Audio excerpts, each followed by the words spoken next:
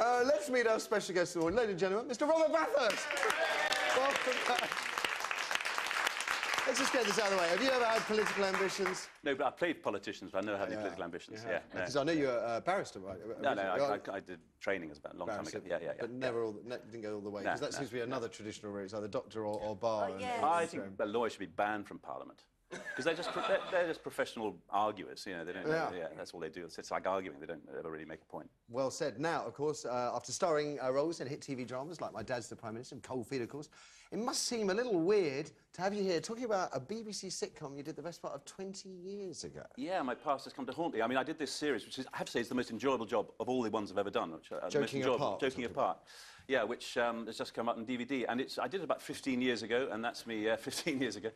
And look at that, you can hardly recognise the boyish figure fizzle, there. I know, the cares of the world went on me then, I tell you.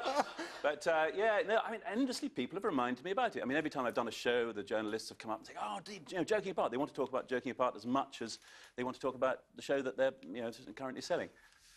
It's quite unusual how this is coming on to be on DVD, though, isn't it? It's quite an interesting story. Yeah, it's a fan of the show who endlessly has gone on to about it in the pub to his friends, has put his hand in his pocket, had an arrangement with the BBC, and he's launched it online, and finally the show is being seen again. I mean, it is written by Steven Moffat, who wrote Coupling and is writing for Spielberg at the moment and that sort of stuff. And it's brilliantly constructed farce. It was the best written comedy, I think. And it deals with, as I recall, a couple falling in love, getting married and getting divorced. It starts with the divorce. It starts with the divorce. In fact, it was written at the time when the writer was... And it's a comedy of embarrassment. He endlessly finds himself in terrible scrapes. And I would say, of the 12 episodes that have been launched, I would say about 7 of those are classic farces which we'll enjoy. Well, we have a little clip standing by. Here we have your character, Mark, bumping into Becky for the first time since splitting up, and she's dating someone else. What's your name? Well, don't you know? Why don't you go and ask your mother? As fond of children as ever, I see. What have I ever had against children? Well, you did call them an appalling alternative to contraception. I was joking. And the darker side of sex? Well, look at it from a man's point of view. I mean, you think you've suddenly found the one thing in your life that's a source of unalloyed pleasure, and a person climbs out. Here we go.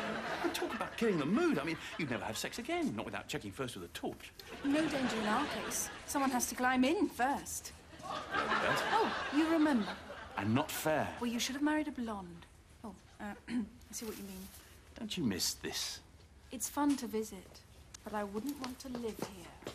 Hey! Now, Robert, you were cringing all the way through that. Yeah, well, there were other funnier scenes, actually. But there was a great... I mean, in that end of that episode, he finds himself stuck underneath the bed of his ex-wife and her new boyfriend. And, you know, it's just classic farces, which... And farce is fantastic, because it always starts in sort of...